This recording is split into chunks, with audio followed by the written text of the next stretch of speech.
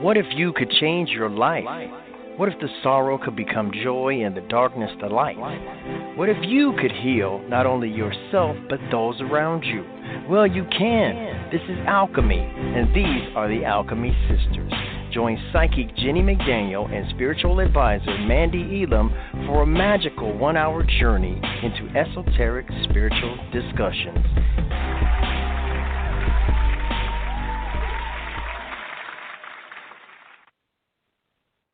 Hello and welcome to the Alchemy Sisters. You are here with Mandee and Jennie. Hey Jennie, how you doing tonight? Doing pretty good. How about you, Mandee?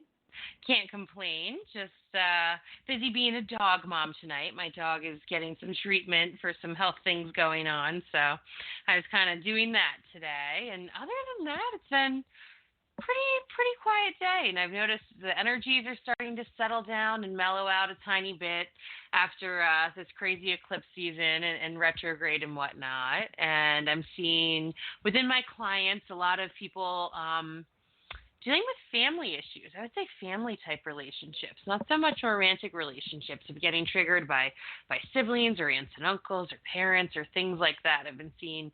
And I think it's because some of this more heavy energy cleared out. So now we have the time to look a little closer into that. I'm happy it cleared out. It was heavy there for a couple weeks. I mean, it's not light per se right now, but I'm glad it's lightened up. I agree. Well, if you're just tuning in, you're here with the Alchemy Sisters. I'm Mandee Elam. I'm here with the lovely Jennie McDaniel. We're here on Heart Over Ego Radio on most Monday nights. The intention of our show is to kind of offer free free tools and resources and all kinds of different healing for our listeners and just to get conversation happening. Tonight we have a wonderful guest. His name is Adam Dince, and he is the founder of the SpiritWoke Podcast, a Reiki practitioner, and a sound healer. And we're super honored to chat with him. Hi, Adam. How you doing tonight? Hey, I am doing amazing. Thank you so much for having me on your podcast. Oh, we're so excited. We've connected with Adam online, and I've really enjoyed being your Facebook friend. You share all kinds of amazing things all the time, and I'm like, oh, yeah, Adam, I can't wait to connect with him. So it's an honor you're here. It's a pleasure. It's all my pleasure. Thank you for having me. You're welcome. I'm going to ask you to repeat it at the end, but just if our listeners are tuning in and want to look you up, how do they find you right now? The easiest way to find the podcast is go to www.spiritwoke, SpiritWoke.com, or if you just Google the term SpiritWoke, it should pretty much own that first page of search results. And if you Google my name, Adam Dince, last name is spelled D-I-N-C-E, D as in David, you'll find lots of information on me, and happy to connect any possible way. Oh, that is wonderful. Thank you for sharing. I want to jump right into that. I had the pleasure of reading Adam's bio, and the SpiritWoke podcast was kind of a download that came to you, it seems. Can you tell us a little bit about your journey with that and how it all developed? Yeah, for sure. It seems like a lot was happening all at the same time. I'm not going to profess to be someone who is years and years down a vast spiritual awakening path. I think I'm still a relative noob, as you might say it in the awakening process. But one day I was in my car and just kind of driving along the freeway, and the name SpiritWoke came into my mind, and for some reason it really resonated with me. It just stuck. I was like, wow, there's something about this name that I need to do something with. And so, of course, being a marketer by trade, I went home and I registered the domain name, and I tried to acquire as many of the social accounts as I could. And I sat on it for a little bit, and I thought, well, maybe I'll start a blog, because I'm kind of new to this spiritual thing. So maybe I'll just kind of keep an online journal of what's going on with me. And so I guess a little while after that, I realized that I don't really know anything. And so I didn't know what I was going to write about. So maybe for once in my life, because, being a marketer, we like to talk. I was like, maybe I just need to be quiet and listen and learn. And I was already doing that, but I felt like I really just needed to stay in that mode. And so I stopped writing. publicly at least, and I closed the blog down and I let it sit for a while. And fast forward, maybe a couple months, I was driving in the car again. For some reason, I seemed to get messages in my car. And you're not the only one. I know, right? The car and the shower, it's just one of those things. So, yeah, I was driving in the car, and all of a sudden this message came that I should start a podcast. And at first I kind of laughed because to that point I hadn't ever listened to a podcast. So I'm like, why am I going to start a podcast? And so, but it just was such a strong, like, exciting feeling. And, I said to my wife, I was like, I want to start a podcast under SpiritWoke. And she goes, wait a minute, you're going to, like, put yourself out there? And I was like, yeah, I mean, I don't know. And she goes, well, make sure that you really want to do that. And I said, okay, well, let me give it a week. Let me think about it. And if in a week I still feel as strong as I do right now about it, then I'm going to do it. And so a week passed, and I was still feeling as strong as I did that day about starting the cast. And, a few months later, we kicked off with our first episode. So it's really cool. That is so awesome. What was your first episode? Who did you have on? So I have on a podcast regular. Her name is Ann Jarvis, and she's a seer out of Ontario, Canada, of all places. She's one of the most interesting spiritual people I've met. When I first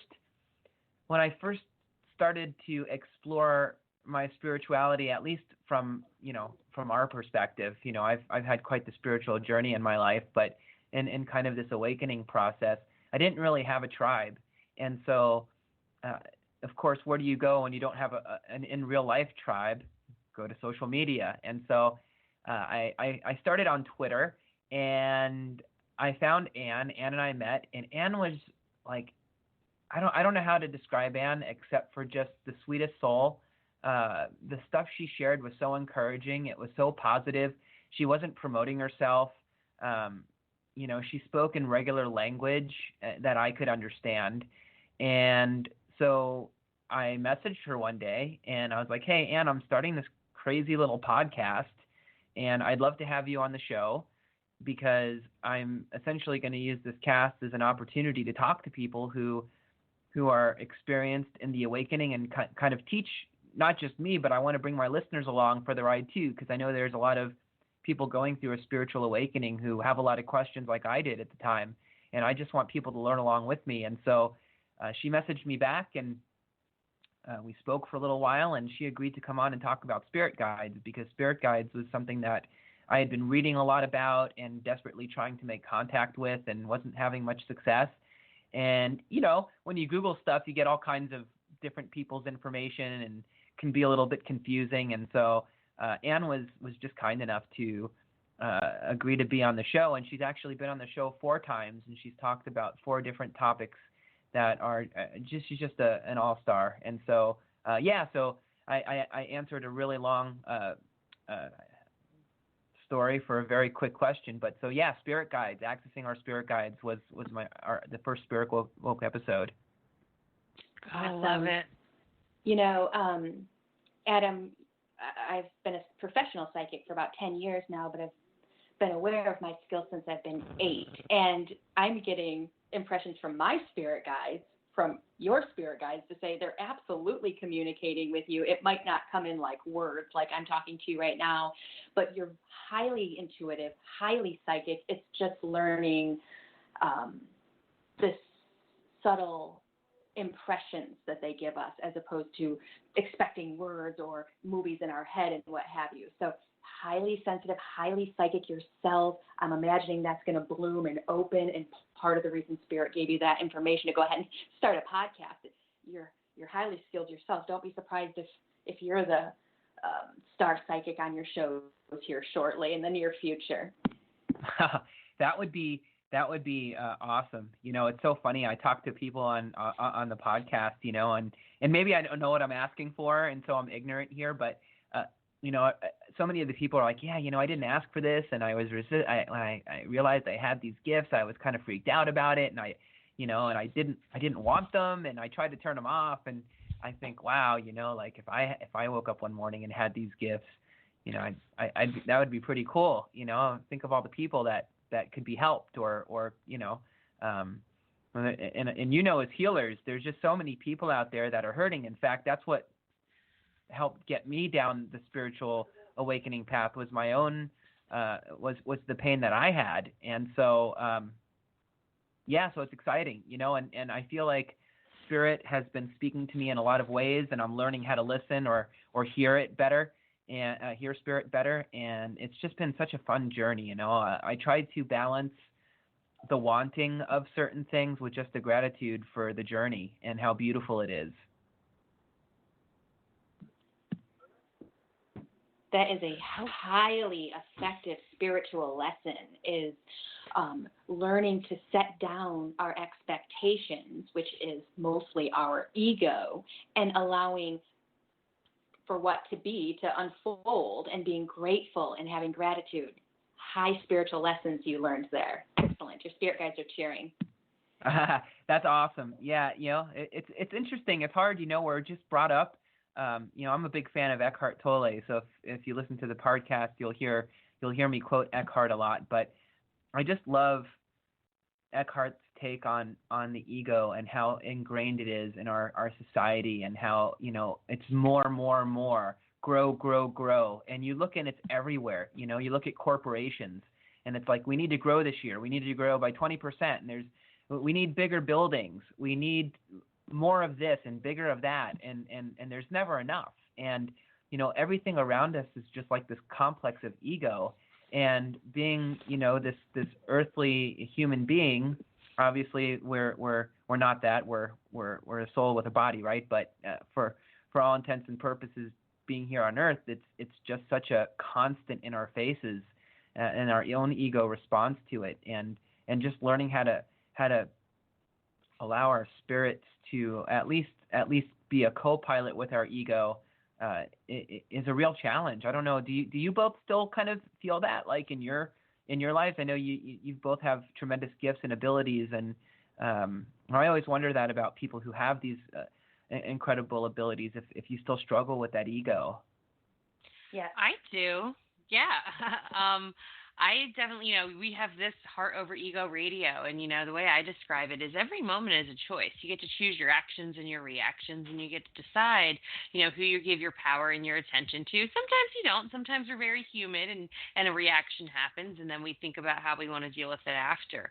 But I think that, overall, many of us are constantly having kind of one foot in the 3D, one foot in the 5D, and in this little playground that we have, that we incarnated into, and the way it's been set up, I think it's something we're all constantly challenged with, and Jennie and I talk all the time about trying to stay, in less of an egoic space and try to meet decisions with the heart. But, when it comes down to it too, the ego does serve a little bit of a purpose, and it's, it's very much your personality and your gumption and your drive a little bit. And it can be one of your best friends and closest advisors. It's just important to not give your ego all the power and allow your heart to have a lot of it.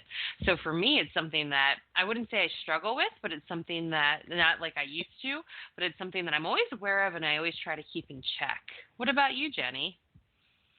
Yeah, I don't use my ego to judge my ego. So if I notice myself being a human, I check it.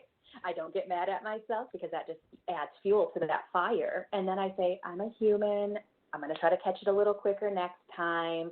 But without this ego, a little bit of it, I would be a doormat. And who wants that? That's not being heartful to yourself. So I don't struggle as much as I used to, but I watch it like I watch my weight. I just be aware of what it's doing, if it's growing too much, if I need to address it, if I need to bring it out a little bit more, if I feel like I'm being walked over and I need to create some healthy boundaries. I use my tact and my ego to create the healthy boundaries, which is helpful for everyone. So I struggle a little bit with it, but it's less of a struggle and more of just keeping an eye on it at this point. Yeah. That makes a lot of sense. I recently stumbled upon Alan Watts, and everyone like opens their eyes and says, "What? You just discovered Alan Watts?" I'm like, "Yeah, I just discovered Alan Watts." And I've been listening to a series of 13 teachings of his, and a lot I agree with Alan with, and some things I think my spirituality goes down a slightly different path than his, but Sure. I really love his take on duality and how and the difference between duality and oneness. And the example that he gives is, if you think of a magnet, right? And if you've heard this already, just stop me and I'll leave it alone. No, keep going and let our listeners hear this. It's wonderful. Yeah, so he talks about a magnet, and every magnet has a north and a south pole, and they're opposites of each other, right?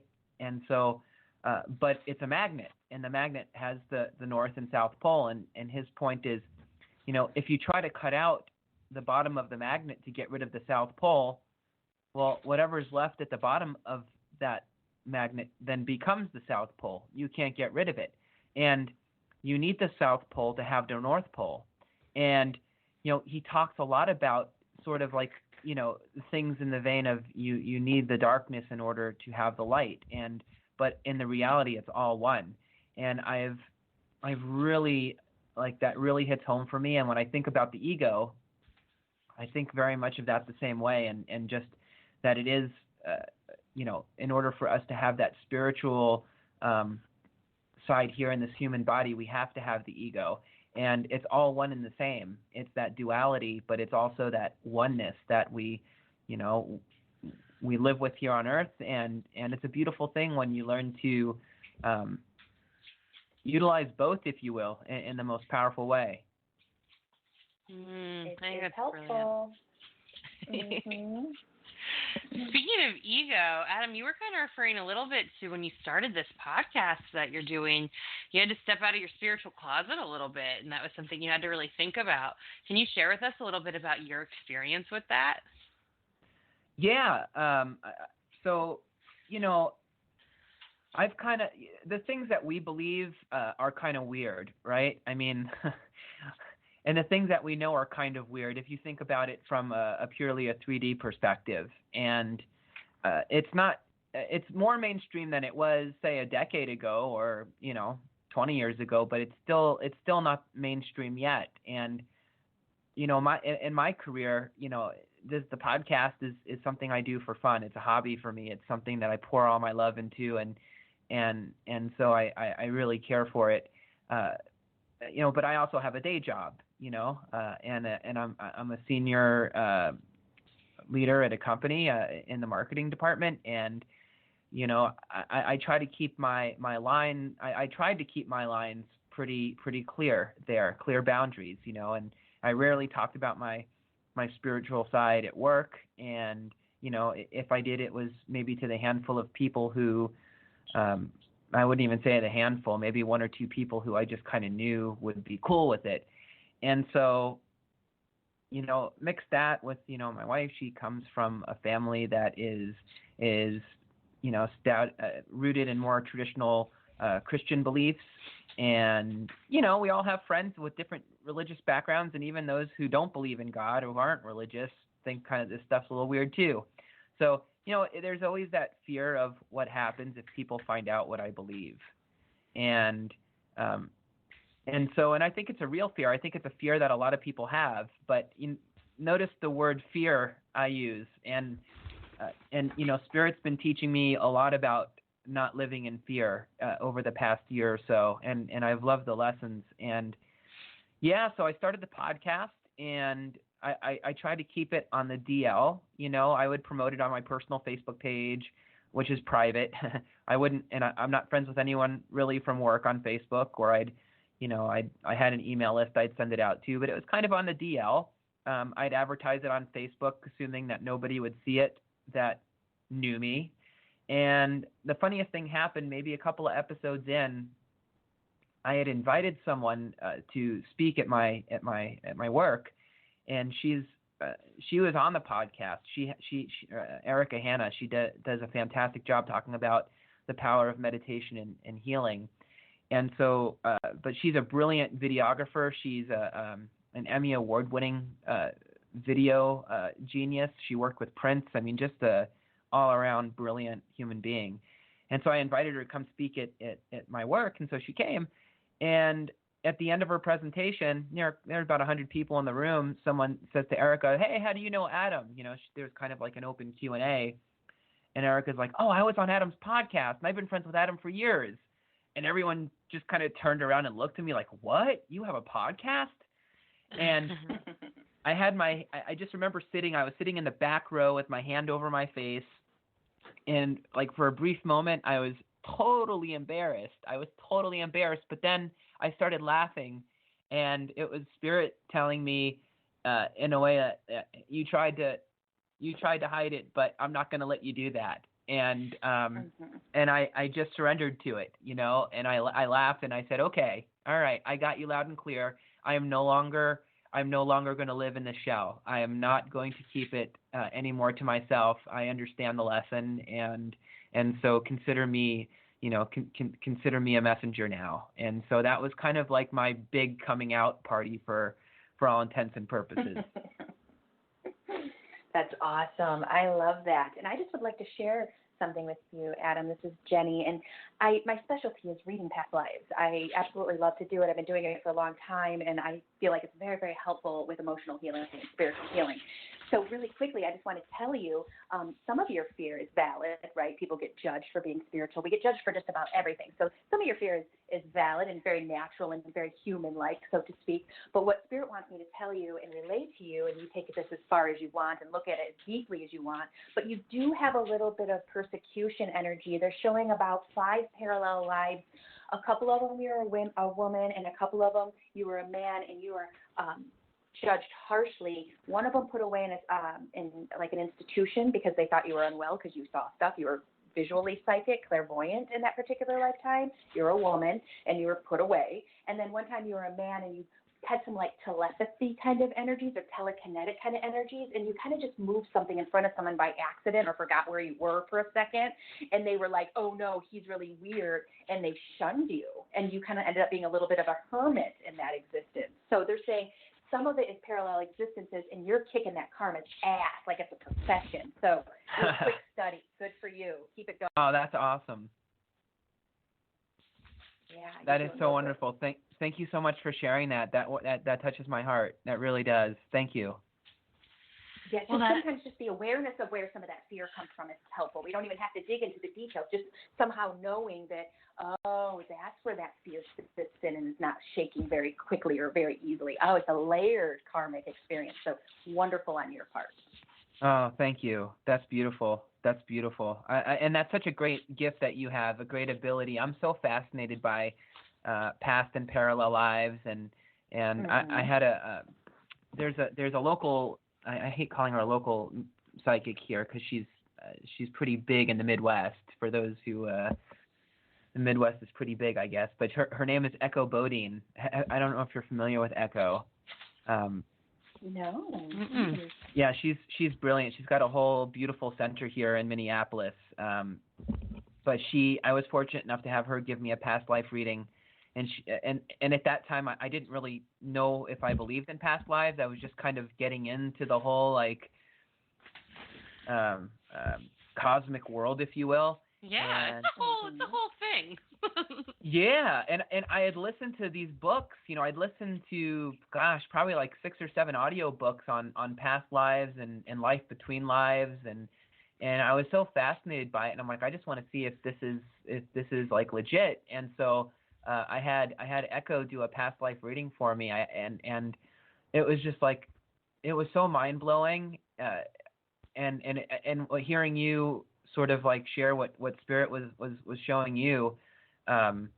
You know, I'm always just so blown away with how the things that we experienced in past lives, even though like you said, I had these abilities, and it may have been a completely different type of life. I was a woman in another life, but when you think about the lessons that or the experiences that you have in those past lives and how they relate to this life here, it's just the beautiful like weaving, you know, of this fabric of all of these existences, which is it's just so beautiful, you know. I mean, it's just so amazing.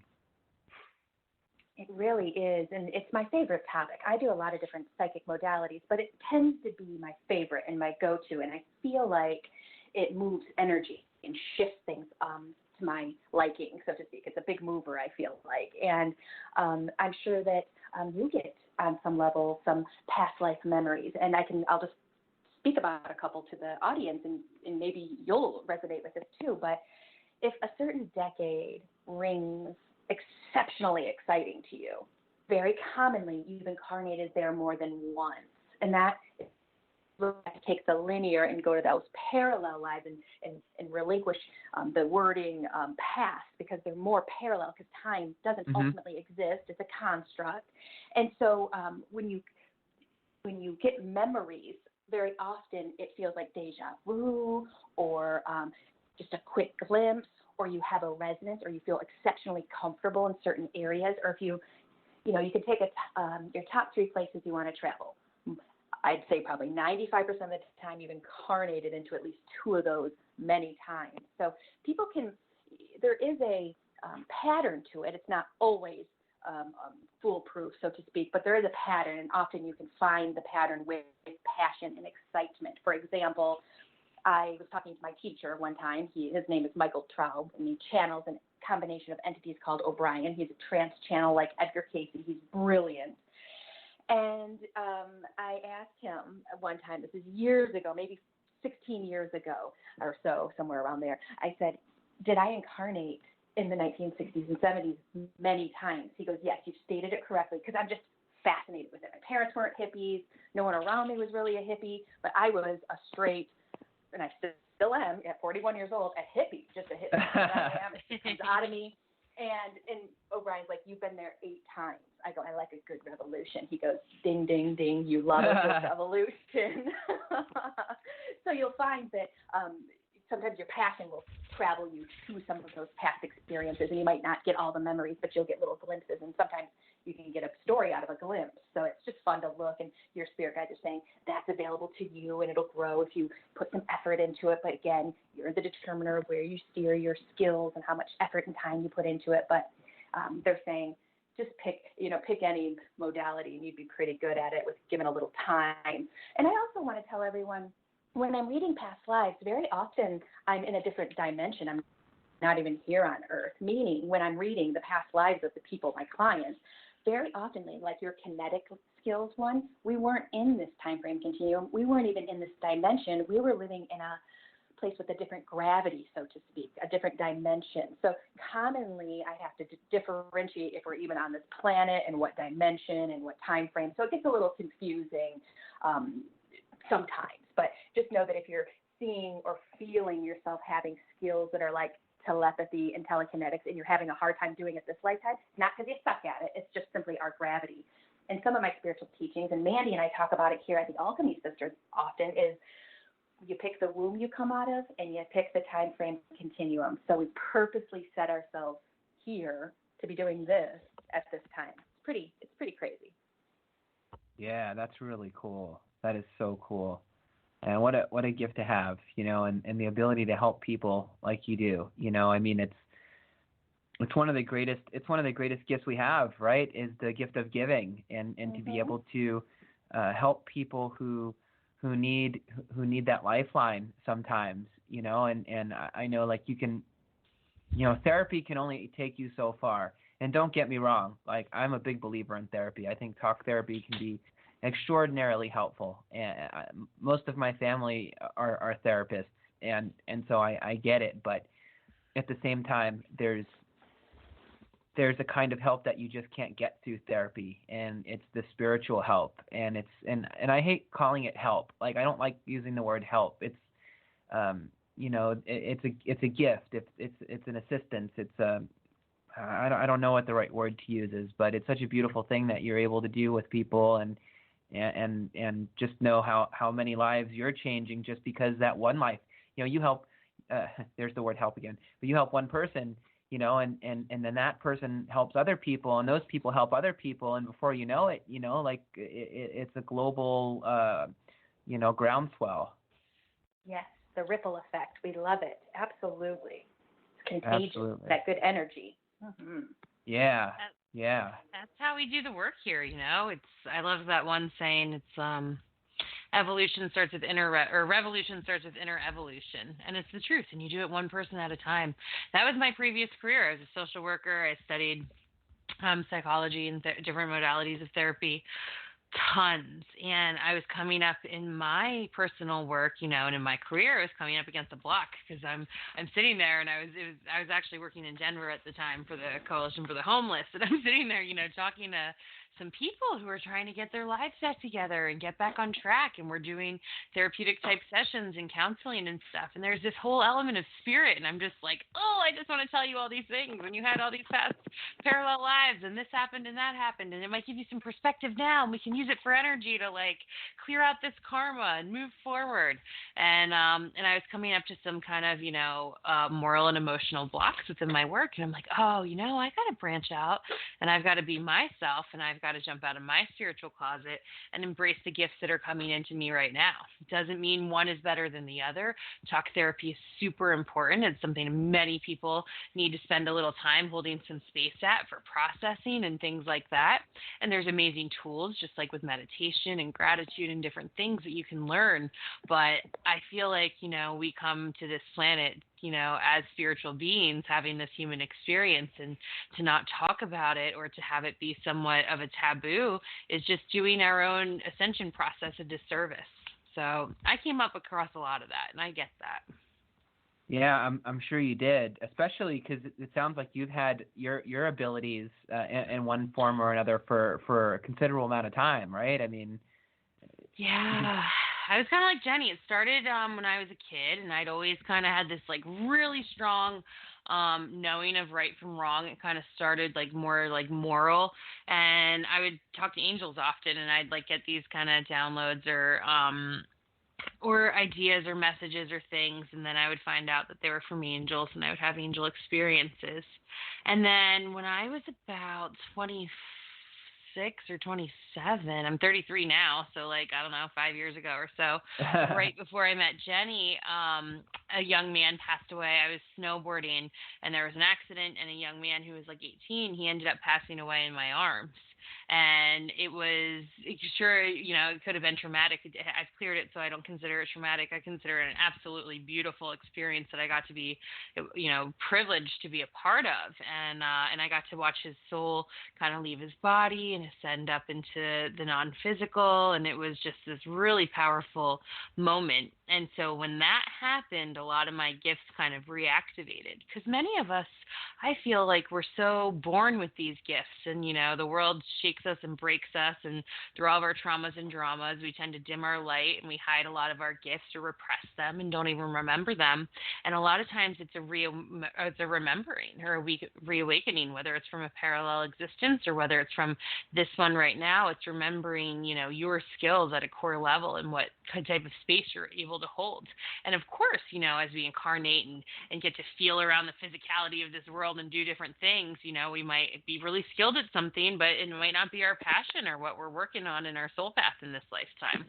So I just have fun, and it just feels like Earth is a big playground. Yeah, that's such a good take on it. And Alan Watts is really big on this is all a game, and it's so much fun to even think about. Like when you think about all the possibilities that are there, you can't help but get giddy with excitement. And when I mean, life throws problems and challenges at us, and we come here to learn lessons, when we sign our soul contracts and to live our lives, but I've always been the kind of person, and I know we're supposed to be in the present and not look towards, think about the future too much, but I've always been the kind of person that tends to get jazzed when I know I have something to look forward to. And when I say that, I don't mean like maybe a particular date and time, but just something to look forward to. There's something cooking, right? And I feel like that spirituality is something that is always cooking. You just think of all of the fascinating, mystical, beautiful things that are out there, and how can you not be excited, even when life gets hard, to not have hope, to not have faith that there's something greater than what we see in front of our eyes, and it's really a beautiful thing. The journey is learning to appreciate the journey, and being grateful for the, we've all, sometimes I'll talk to my team. We'll have one-on-ones or things like that at work, and we'll be talking about career and things like that. And I'll say, look at where you are now, and take a look back, and see where you were, and see where you came from, and see how every step you took, and every decision you made, and everything you did led you to this place and time to where you are right now, and see how all the pieces fit together so beautifully and perfectly, and to be able to look back and just see that and recognize it and just go, yeah, you know what? Like, it's magic.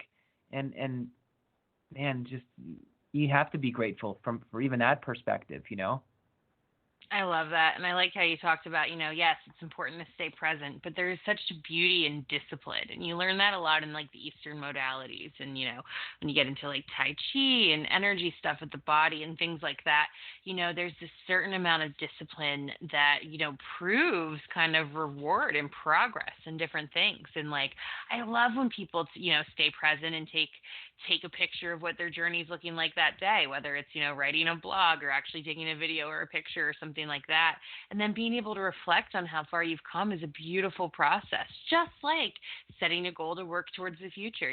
Jennie and I have some visions here with our Heart Over Ego Radio and with doing things in our personal lives. And we stay present in each day and, and put, the things into work that we need to be doing and the action behind it. And then we allow it to also unfold. And it's this really nice balance of co-creation, I feel like, and looking into the past to learn and to grow and to find your strength and your resilience is a fantastic tool and a wonderful thing.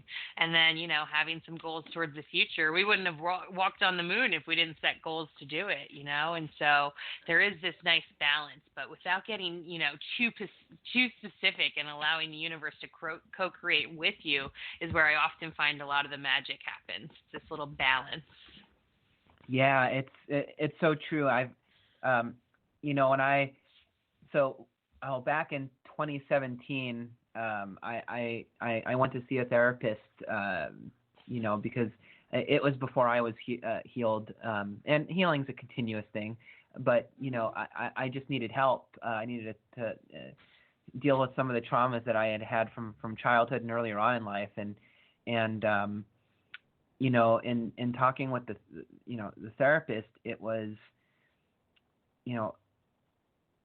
this experience of like,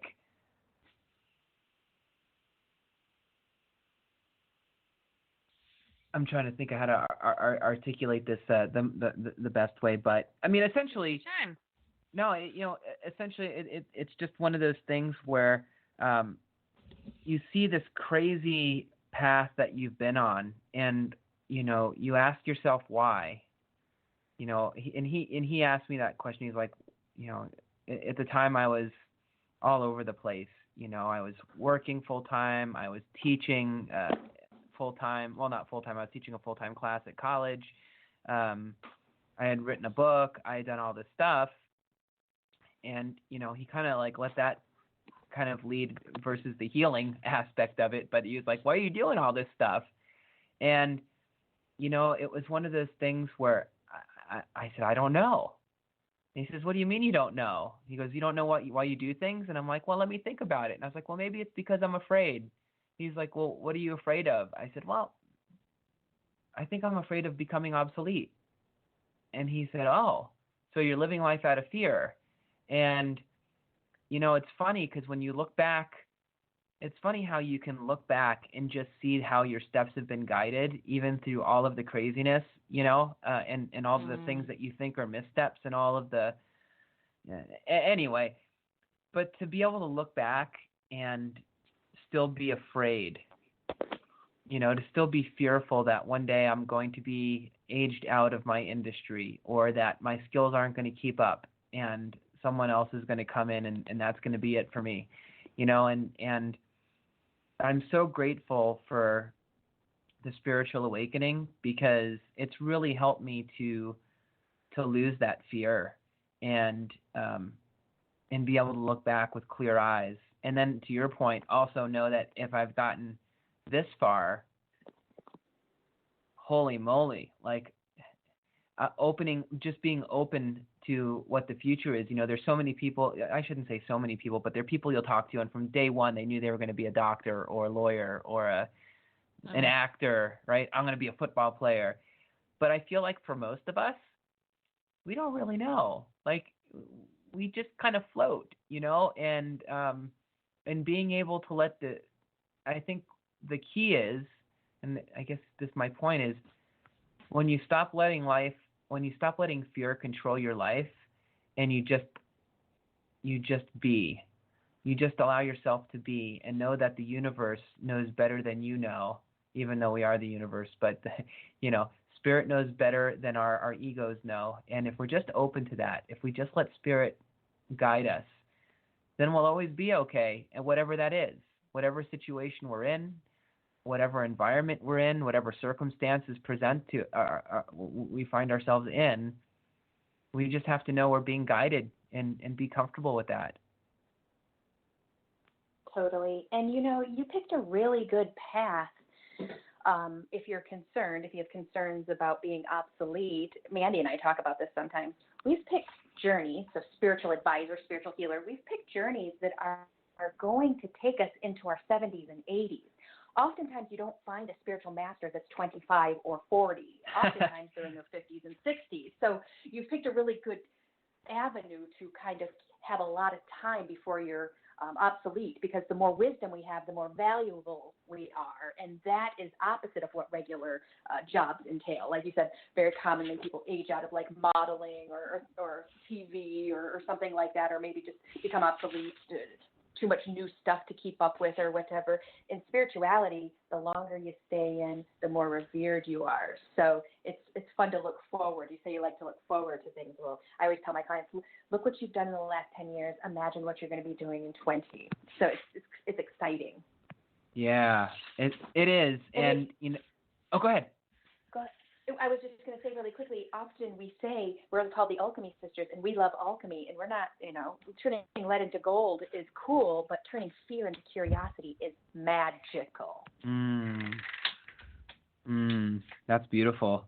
Yeah, that's awesome. And when you're kind of new to all this stuff, and I'm a couple of years in, which is an extremely long time, but like when you're sort of new to this stuff, it's really hard to imagine, what that's even going to be like. I don't know how it is for you. Well, I guess you have intuitive abilities that are fairly well developed, so you probably have a better idea. But it's just kind of interesting, kind of looking off into the future abyss and going, I wonder what life is going to be like in 5 years or 10 years, and where this all progresses to. Because I think when Spirit's working in you, it is. You can feel it. You can see it. You can experience it. So it's just kind of a really fascinating place to be. It really is. And I was just thinking about this yesterday. I was thinking of my time in Michigan before I sold my center, the Holistic House. And I was really getting into the psychic stuff. It was about 12 years ago, something like that now. And I was really getting into this. And I was like, I'm so excited, but I'm new. But I feel like I've been doing this for lifetimes, which I had, but I was new. And I had no clue what it was going to be looking like. Like, for example, right now, if I go back to my 26-year-old self, I couldn't even have made up a cool story like what has actually happened. So it's all exciting, and it can grow in ways that you just have no clue. And that's what we want. We want to grow and develop in ways that aren't in our minds right now. We want to grow so much that we just keep growing, and that's fun. And that's what we do. We come here to learn, and you don't have to go to a classroom to learn. You can just simply step outside. Yeah. If you don't mind, I'd love to ask you a question. Yes. Did you find, so one of the first books I read that really helped crack me open was this book called The Light Between Us by Laura Lynn Jackson. And I highly recommend that book to all of your listeners. It's an amazing book. She's an incredible medium. But when she first decided to pursue this gift, she said to God, I will do this, but I am not going to market myself. I will only do this if you bring clients to me, because I don't want to make a quote unquote like business out of this. And so she she kind of progresses and tells the story, and that ends up happening. Spirit just starts bringing people to her and referrals and all this other stuff. And before you know it, she's extremely successful. So I tend to kind of have that mental model in my mind. Is that how it worked for both of you? Like, was it one of those things where things just started to manifest, or did you have to go out and hustle? How did that work for you? Well, for me, this is Jennie. I have a Capricorn moon, and since I've been 13, I've been running businesses. So I'm just a business person. So it's just part of who I am. So I think it's going to be different for everyone. And we'll let Mandee share her story in a second here and see how she got into it. And thank you for sharing yours and how you want to approach it. But what happened was I was like, well, if I want to get really good at this, I have to put my all into it. And if I put my all into it, I have to be able to feed myself and put a roof over my head.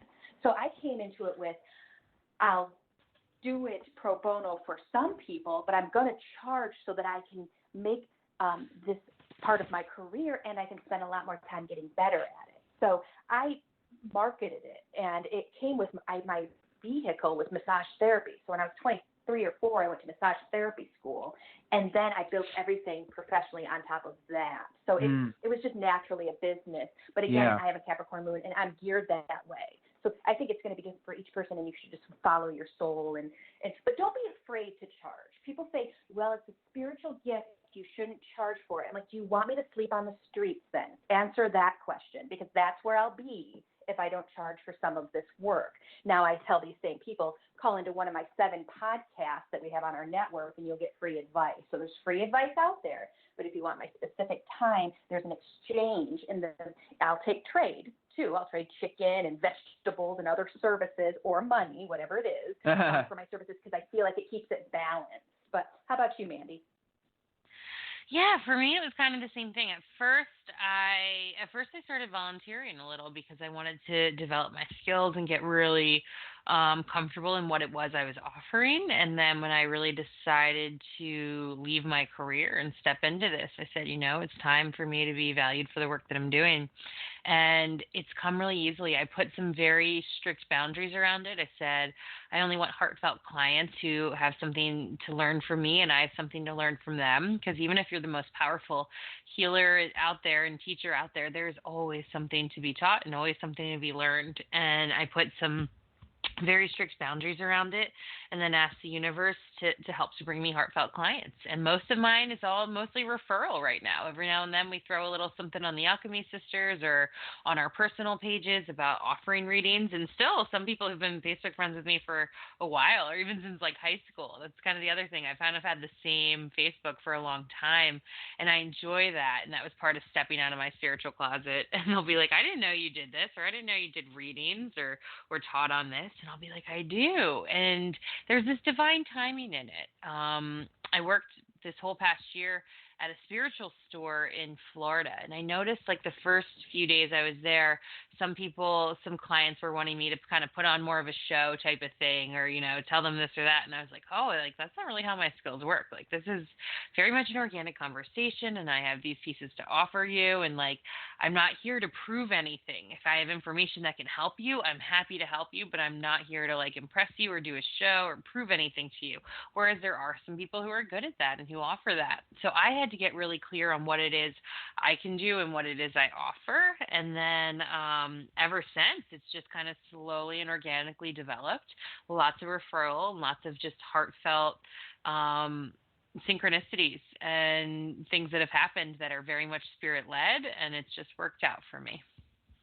Yeah, that's so fascinating. And I asked that question just because I do know that, some people, I left my job and I sold everything and I just went down this road, and I have so much respect for people who are able to kind of just leave what they're doing because they have this calling to do something that, believe is greater than what they were. And then there's, there's the flip side of the people who, like what things just start happening and manifesting for them, and they don't have to necessarily like leave everything behind. It just transitions into this other thing. And so, I was just interested to hear your stories and how you kind of both fell into that spectrum. So thank you for sharing. Thanks for asking. asking it, because it's definitely a common question in the spiritual world, and especially when you have a lot of empaths and healers rediscovering their gifts and wanting to move into this modality. Jennie and I work with lots of different people. We have guests on this podcast all the time. Lots of our clients are considering going into this field, and as much as we want to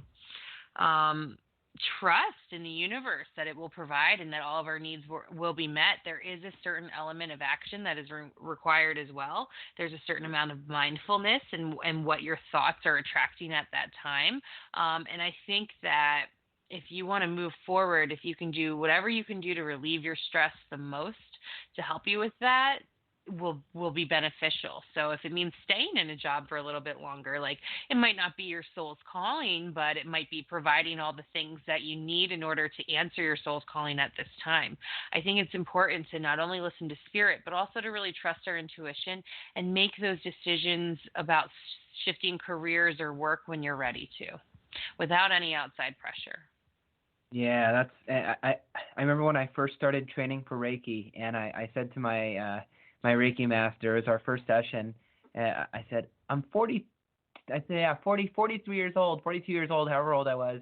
And I said, now I discover this, now I find this. And she said, Adam, you've been healing people your whole life and you just haven't noticed it. And she's like, think about work. And she goes, do people come to you for to talk about things that are going on in their lives? And she started going through all these examples of things that I was doing. And so I think it's easy for those of us who kind of have a day job, you know what I mean?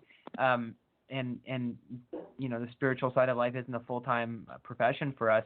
It's easy for us to feel like we're not making a difference in the work that we do, to bring money in. I mean, the world needs people to do earthly jobs, right? So, and so just having that perspective too, I think is helpful, and knowing and just putting on your healer hat and whatever special hat you have that the universe has given you, just wearing it and donning it wherever you are. That's our calling in life too. So, and just being grateful for that. I agree. We're at this stage now of many people are still awakening spiritually, but my favorite quote is Dr. Maya Angelou, when you know better, you do better. Do the best you can until you know better. Then when you know better, do better. And part of what we're trying to do here in flipping the heart over the ego and making this planet a better place is not only healing ourselves, but then embodying that and practicing that wherever you go. Like if you're a really nice person most of the time, like be that person no matter where you're at, whether it's smiling at someone at the gas station or offering, an extra ear for someone or being of service. It is important to have healthy boundaries. It's okay to say no, but it is important to just embody who you are at that time. And then it's amazing what'll happen. I can't even tell you how many clients I've met at the dog park just because I take my dogs to the dog park. People will just be shooting the shit about whatever's happening in your life. And they're like, oh, what do you do for work? I'm like, well, here's my opportunity. I can, step out of the spiritual closet and say, oh, I'm a spiritual teacher and I do readings and women's empowerment coaching, or I could say, oh, I'm a counselor, social worker. I could fib a little or sell a white lie in order to think I'm protecting myself. But every time I've spoken my truth about it, I've gone and done a house blessing, I've gotten a new client, I've gone and gotten a referral. Like, people are very interested and excited at this time too.